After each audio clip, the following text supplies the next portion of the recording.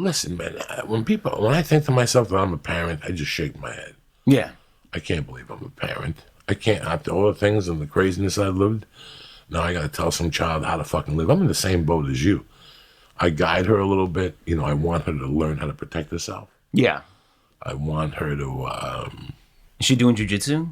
No, she doesn't even comprehend it. Today's her last karate class. Nice. At the school. Oh, okay. But she doesn't get it, guys. So, and I can't push it on her. Yeah. She's a sweet kid. I can't change her fucking DNA. She really, really, really is a sweet kid in her heart. And I've seen her lately. Like the other day at Menchie's, we went and the kids wouldn't share with her the blackboard. And she said, fuck it, I'll sit here and wait until one of them is nice or whatever. And then one of the kids left and she picked up the chalk and she went to her own little corner. And she don't bother nobody. You know, it's gonna shock her when a kid does something mean to her. I see how she reacts. She's still mad at a kid from 2 years ago. Really? Oh, yeah. She only runs? There's a kid at her school now that keeps busting her balls with everybody's balls. He's become a real pain in the ass. I feel bad for the parents. Right. I feel bad for the parents. But, you know, when you talk to Mercy, she fucking gets pissed off about him. But at ballet, there's another ball buster girl in ballet, and she's got to tell the girl, like, knock it off.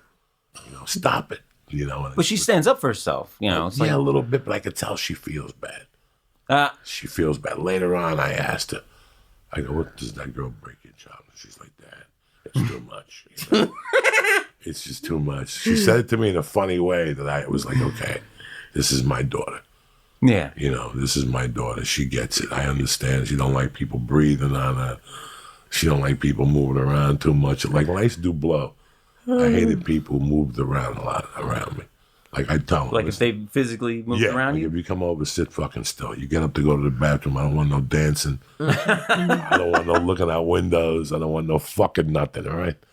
It makes me nervous. All that shit when I'm home with my daughter and she's running around, it makes me fucking nervous. I gotta tell her 15 times. This ain't the goddamn playground. This is a living room with points. And then I tell her, I ask, those little points on anything, a table, all of it. Yeah, absolutely. You can't relax when they're around. Well, it's all eye level right now too, right? Yeah, she's gonna bust her eye. She comes into the room, the office, and fucking jumps around, and in the office I gotta watch it because I got everything in that office. I got keys, I got scissors, I got a stapler. I got vitamins. It's like the set of Saw. You have a big glass thing on the corner. Yeah. That big thing could come down. So I tell her, you got to be careful and shit.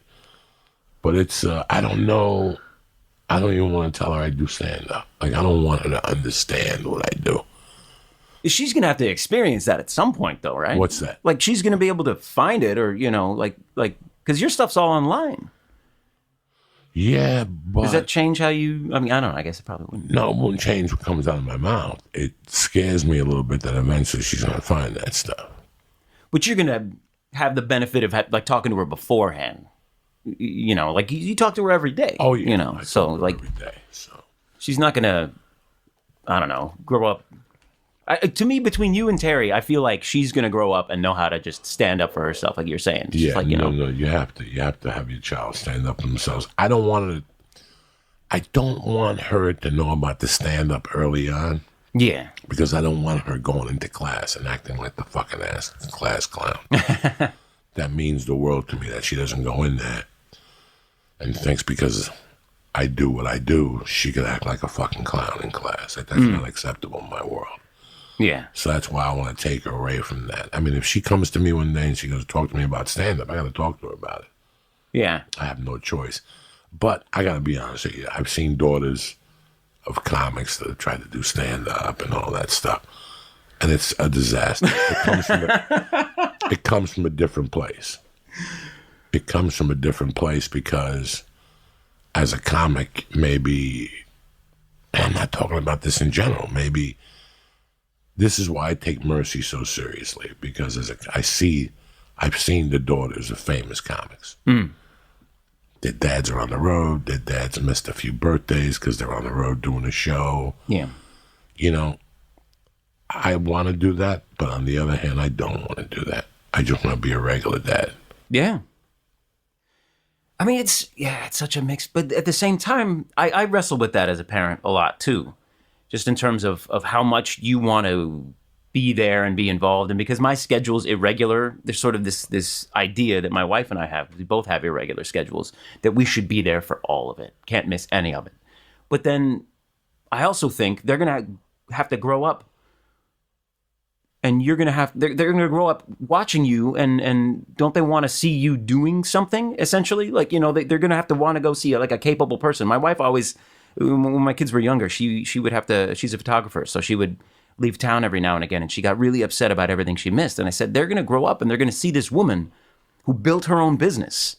They're going to see this woman who basically is like fully capable, completely professional, and like knows what she's doing. That's the model that they're going to have. So, I mean, who knows? Like, you can't be gone all the time. But I feel like, I don't know, everything about parenting, I'm completely split in half about. Me too. And because we're not going to know until they're 20, 30 something, like how, like if what we did worked. But I've been around so many people that have been broken, including myself. And I know where the gaps were. Yeah. You know, I know where the gaps were. When I was first a parent, when I was 27 years old, I wasn't even ready for life, never mind parenting. Parenting was about money. What you could buy the child and shit like that. Right. Sort of how my childhood was, in a way. I like the other style of parenting. You know what parenting is? Watching TV with your kid for an hour. Helping them with their homework. Taking that walk with them to Menchie's. Yeah.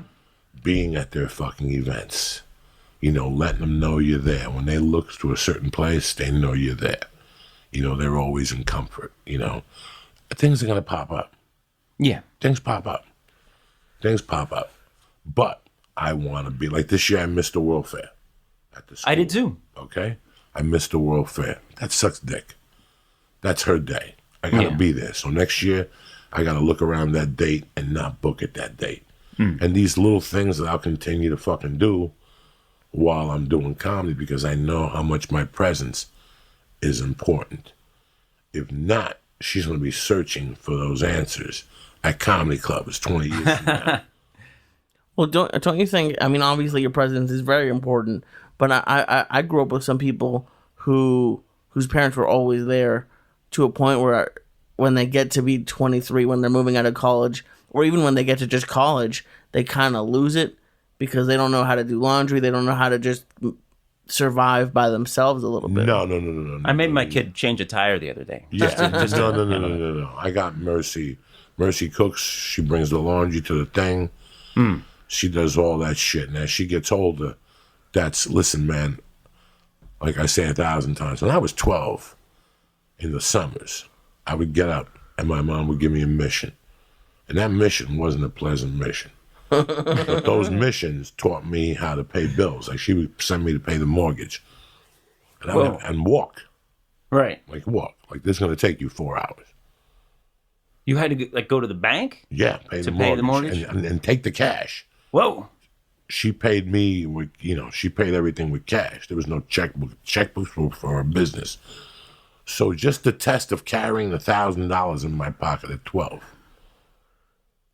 Just the test of me. And will I let somebody, when I was 5 in New York, this same chain my mom would put on your neck. Who puts a chain like this on a kid's neck when you're 5 in New York City? Is that the one from when you were a kid? No, but it was the same chain, except San Lazaro had diamonds in it. And there was except it had diamonds in it. I was too cheap. I didn't want to spring for the diamonds and the azawache. And my mom would say, don't let nobody touch that. So you sent me with $1,000. I would have come back with a wheelbarrow full of Big League Chew. Yeah. It would have been horrible. Whatever the mortgage was, once a month, I had to go pay it. Then the next week, I had to go pay the phone bill and the electric bill. By the time I was 10, by the time I got out of Catholic school, like when I had my little beef at Catholic school and I came home, they were not very happy. Yeah. And they were like, by the way, life has changed here. The time zones, the hours have changed here. Because whatever retired, Pepe at Ciego, the day bartender or something, my mom has split shift in the morning. So she's like, if you want to eat dinner now, you got to come up to the bar. That's number one. Number two, you want to wear this clothes? you better start washing, bitch. Because I don't do the laundry till Sunday now because of my schedule. So if there's something you want to wear, you better learn how to wash it.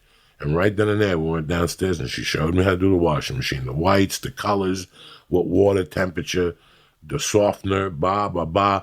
Just like when Little Soprano moved in with Tony. Remember? And he goes, just write down what you want. I'll go to the supermarket and I'll reimburse you.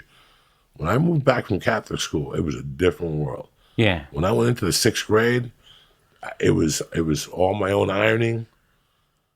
I had to do my own ironing. Like if I wanted clothes during the week with creases in the pants, I had to set up a fucking ironing board and that's next level. Creases. I was like, yeah, she didn't fuck around. She was like, you got thrown out of Catholic school. Now you got to carry that load on your shoulders. And I never forget that first summer. Like my friends were going swimming. I couldn't go swimming. I had to go pay the mortgage. And she would say, the quicker you leave, the quicker you get back to go swimming. And then I watched the Sanford and Son where Red Fox said, it's a job. Do it and get it over with. And I'm like, he's right. So I would get up like at 6 and start walking up the hill at 6, get a ride from somebody's dad. And I'd be there at 8 when the bank opened. I'd pay the mortgage and now I'd walk back down the fucking hill. And I figured out how to do it, you know.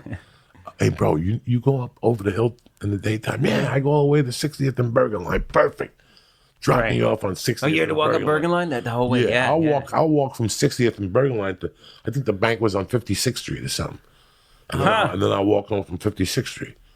And I'll cut through the cemetery and I'll fucking cut an hour off my time. The other ones were easy. The phone bill was easy.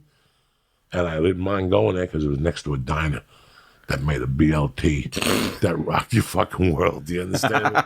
And a cream of turkey soup that would put hair on your balls, even in the summertime. You were an 8-year-old getting a BLT at a diner by yourself? 11? That's hysterical. Bro, when I would come home on the weekends, I would walk to the 4-star after a Bruce Lee movie.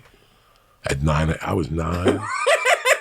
Gotta remember, Bruce Lee died when I was 10, guys. Yeah, whoa. So all those movies I watched at 7, 8, and I would go to the late viewing of Chinese Connection. So I wouldn't get back to the bar till 1:15. Do you actually think I would let my 8-year-old daughter go to the movie theater? And the movie theater was, let's say, we're talking about, what does everybody know on Lancashire? Give me a... The Lamel Center or whatever? Like Lemley. Lemley? Okay, well, Lemley. Lamel. The movie theater, in contrast to the bar, like if I went down towards Hollywood instead of going north to Sunland, I would probably have to walk down to the church. What's that church past Moore Park? Oh, right. What was that thing for your That's daughter? how far Christian it was. nursery school church, that whole thing? Or? No, right by Ernie's Tacos. Yeah. Right by Moore Park, they have like a, what's that street? It's like a school, Moore Park and Colfax or no? More Park in Lancashire. Moore Park in Lancashire. They have the fucking coffee shop there. Borromeo. Bean. St. Charles Borromeo. The Coffee Bean. They got a gas station across the street. They got a McDonald's there, don't they? Close by. I hate that I know this, but the McDonald's is on Riverside. Riverside. I know that too. So it would be Riverside to the Lemley, my mother's bar. And I would walk it. Okay. And I would walk back at 1 a.m. Fuck. Would I let Mercy go to that movie theater?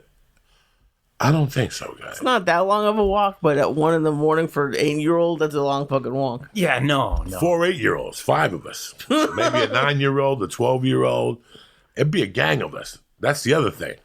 Well, that gets better in just in terms of like, you know, well, like safety in numbers. It was, except for like the stupidity level of what could possibly happen between all of you totally raises. We would leave there. When you go to a Bruce Lee movie, you leave there fucking ready to stab somebody. You guys are fighting each other down the street. Yeah, we're talking about fucking yelling and screaming and fighting at each other.